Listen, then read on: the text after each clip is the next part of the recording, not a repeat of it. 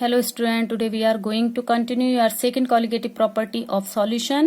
First video में मैंने आपको बताया था कि आपकी कॉलिगेटिव प्रॉपर्टीज क्या होती हैं और कितने टाइप की कॉलिगेटिव प्रॉपर्टीज आपकी सॉल्वेंट की होती हैं। किसी सॉल्यूशन के अंदर कितनी टाइप की कॉलिगेटिव प्रॉपर्टीज होती हैं।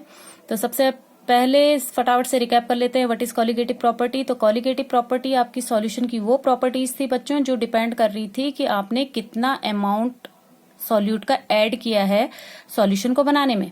ठीक है, सॉल्यूशन के आपके दो कंपोनेंट थे, सॉल्यूट और solvent.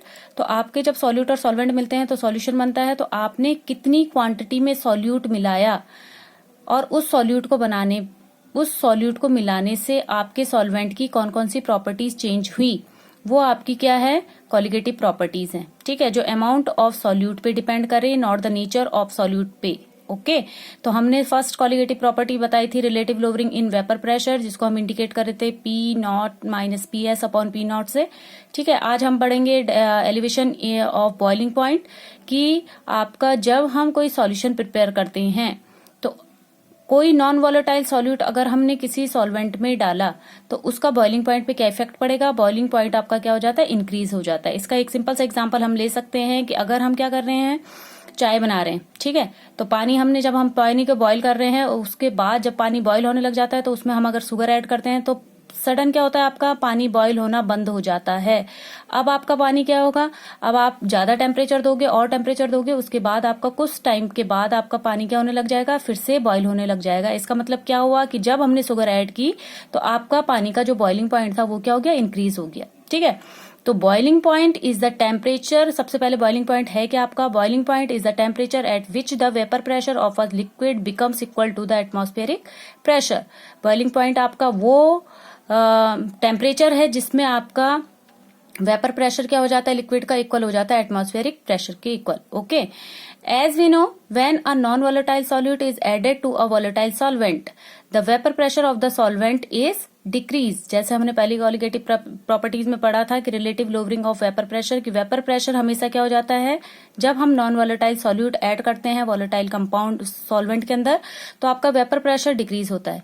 But if we add a non volatile solute in a volatile solvent this solution boil increase by rising the temperature above the boiling point of the pure solvent. पर अगर हम क्या कर रहे हैं, non volatile solute add कर रहे हैं किसी वॉलेटाइल सॉल्वेंट के अंदर, तब हम उसको क्या करें, अगर बॉईल करें तो आपका बॉइलिंग पॉइंट वो अब क्या लेगा, ज्यादा टाइम लेगा बॉईल करने में। सपोज मैं किसी प्योर सॉल्वेंट को बॉईल कर रही थी। ठीक है, अब जब वो कंप्लीट बॉईल होने लग गया उसके बाद मैंने क्या किया, उसमें कोई नॉन वॉलेटाइल सॉल्यूट ऐड किया। जैसे ही मैंने नॉन वॉलेटाइल सॉल्यूट ऐड किया तो आपका जो बॉईल हो रहा था सॉल्वेंट वो क्या हो जाता है, सडन बॉईल होना बंद हो जाता है। अब आप क्या करोगे, उसे और टेम्परेचर दोगे तो वो आफ्टर कुछ सेकंड्स के बाद, कुछ मिनट्स के बाद क्या होगा, फिर से बॉईल होना स्टार्ट होगा। इसका मतलब क्या हुआ कि आपका सॉल्यूट डालते ही बॉइलिंग पॉइंट बढ़ गया उस सॉल्यूशन का।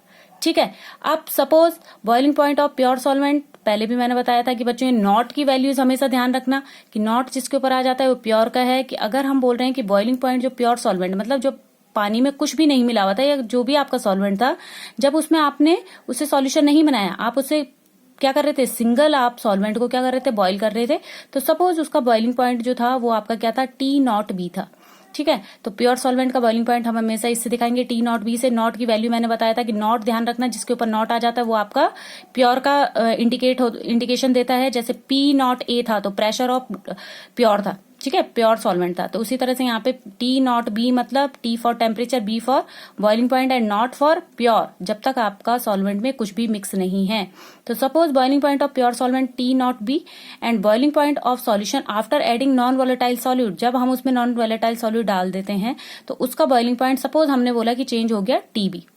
ठीक, अब कितना आपका इंक्रीज हुआ टेम्परेचर, तो क्या करेंगे, सिंपल सा है आपका कि मैंने कहा कि जब आपका प्योर था तब वो आपका क्या हो रहा था, जल्दी बॉईल हो रहा था। जब आपने नॉन वॉलेटाइल सॉल्यूट डाला तो अब आपका क्या लेगा, और टेम्परेचर लेगा। तो अगर मैं पूछूं कि आपका कितना एलिवेट हुआ, एलिवेशन मतलब होता है इंक्रीज। ठीक है, तो आप कैसे इंक्रीज निकालेंगे कि कितना आपका इंक्रीज हुआ, तो सिंपल सा इसका फॉर्मूला बन जाता है आपका elevation of boiling point delta TB. Delta मतलब difference of temperature of boiling. कैसे निकाल दोगे, टीबी मतलब टेम्परेचर ऑफ सॉल्यूशन का जितना बॉइलिंग टेम्परेचर था उसमें से माइनस कर दोगे प्योर सॉल्वेंट का बॉइलिंग टेम्परेचर कितना था, तो आपको डिफरेंस पता चल जाएगा कि after adding the non volatile solute आपका एलिवेशन ऑफ बॉइलिंग पॉइंट, जो आपका इंक्रीज हुआ बॉइलिंग पॉइंट, वो कितना इंक्रीज हुआ। ठीक है। For the dilute solution elevation of boiling point is directly proportional to molality. अभी आपने ये चीज ध्यान रखनी है कि अगर आपका डाइल्यूट सॉल्यूशन है, डाइल्यूट मतलब आप वाटर में डिसॉल्व करके कोई सॉल्यूशन प्रिपेयर कर रहे हैं, तो आपका जो एलिवेशन ऑफ बॉइलिंग पॉइंट है, दैट मीन्स जो इंक्रीज होगा बॉइलिंग पॉइंट, वो डायरेक्टली प्रोपोर्शनल होगा मोलैलिटी के। मोलैलिटी आपने सुना होगा, पहले भी 11th में भी था आपका फर्स्ट, यहाँ पे भी आपका कंसंट्रेशन को फाइंडिंग मेथड्स हैं आपके मोलैलिटी, मोलैरिटी, मोल फ्रैक्शन। तो आपका किस तरह से अगर हम एलिवेशन ऑफ बॉइलिंग पॉइंट का बोले डाइल्यूट सॉल्यूशन के लिए, तो वो आपका डायरेक्टली डिपेंड करता है मोलैलिटी के ऊपर। अब मोलैलिटी को हम किससे इंडिकेट करते हैं, स्मॉल m से, तो हम डायरेक्ट ये लिख सकते हैं delta TB। Elevation of boiling point का आपका सिंबल जो है वो आपका डेल्टा TB है। Delta TB directly proportional to small m। ठीक है, मोलैलिटी। अब ये डायरेक्टली प्रोपोर्शनल का अगर मैं साइन हटाती हूँ तो आपका किस तरह से हम लिख सकते हैं, delta TB is equal to KB into m। ठीक है, m फॉर मोलैलिटी। और KB क्या है आपका, KB है where KB is a constant called molar elevation constant और इबुलियोस्कोपिक कांस्टेंट। बहुत इंपॉर्टेंट, 1 मार्क्स में पूछा जाता है आपका, व्हाट इज इबुलियोस्कोपिक कांस्टेंट। तो इबुलियोस्कोपिक कांस्टेंट आपका KB है, जिसे हम मोलर एलिवेशन कांस्टेंट भी कहते हैं। ओके बच्चों, अब आपका इसमें इसको कंटिन्यू करें तो आपका क्या है, इबुलियोस्कोपिक कांस्टेंट को अगर डिफाइन करेंगे, it is defined as the elevation in boiling point when 1 mole of non volatile solute is dissolved in 1 kilogram of solvent. तो आपका इबुलियोस्कोपिक कांस्टेंट क्या है कि आपका एलिवेशन इन बॉइलिंग पॉइंट, कितना बॉइलिंग पॉइंट इंक्रीज होता है जब 1 mole of non volatile solute dissolve किया जाता है 1 किलोग्राम सॉल्वेंट में। ठीक है, सॉल्यूशन प्रिपेयर करने के लिए आपको 2 चीजों की कम से कम बाइनरी सॉल्यूशन बनाना पड़ेगा कि सॉल्यूट को सॉल्वेंट में मिलाना पड़ेगा।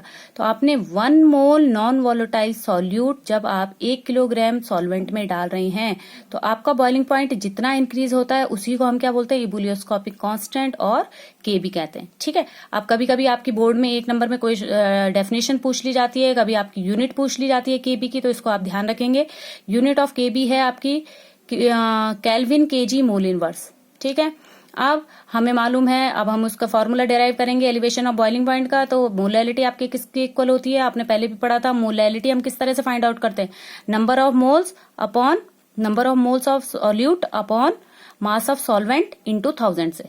ठीक है, अगर आपको ध्यान हो तो हमने 11th में भी पढ़ा है, स्मॉल m जो हम निकालते हैं, number of moles of solute NB जिसे हम इंडिकेट करते हैं, और mass of solvent WA into 1000 से हम फाइंड आउट करते हैं। तो इसी को हमने क्या किया है, यहाँ पे मैंने इसको एक्सपेंड करके लिखा हुआ है कि नंबर ऑफ मोल्स हम किस तरह से निकालते हैं। नंबर ऑफ मोल्स आपका पहले भी मैंने बताया कि नंबर ऑफ मोल्स आपके कैसे निकलते हैं, given mass upon molecular mass. जिसके भी हम नंबर ऑफ मोल्स निकाल रहे हैं, हमने सॉल्यूट के नंबर ऑफ मोल्स निकालने हैं, इसलिए आपका क्या है, weight of solute upon molecular mass of solute से आपका क्या निकल गया, NB निकल गया।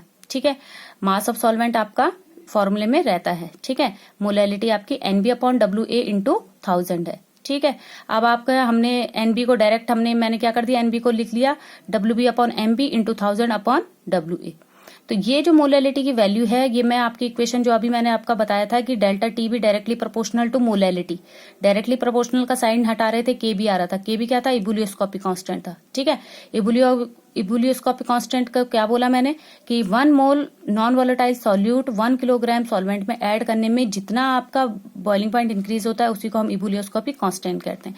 तो अब मैं ये मोलैलिटी की वैल्यू इस फॉर्मूले में रखूं अगर, तो आपका फॉर्मूला क्या बन जाएगा, delta TB is equal to KB into WB into 1000 upon MB into WA। ठीक है, यही आपका मेन फॉर्मूला है जिसपे आपके न्यूमेरिकल पूछे जाते हैं।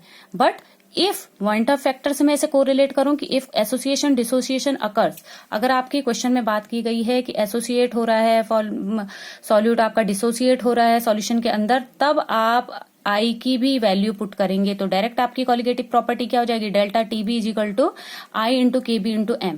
ठीक है, या मैं इसको ही लिख के क्या लिख सकती हूँ, delta TB is equal to I into KB into WB into 1000 upon WB into MB into WA। ठीक है, तो ये आपके 2 फॉर्मूले हैं बहुत इंपॉर्टेंट जो आपका कॉलिगेटिव प्रॉपर्टी से न्यूमेरिकल पूछे जाते हैं। इससे रिलेटेड न्यूमेरिकल मैं आपको नेक्स्ट वीडियो में प्रोवाइड करती हूँ। तब तक आप इसको समझेंगे और इसको कोशिश करेंगे, इसका ये जो डेरिवेशन मैंने बताया है इसको आपका किस तरह से हम इसको फाइंड आउट करते हैं। Okay, bye, have a nice day.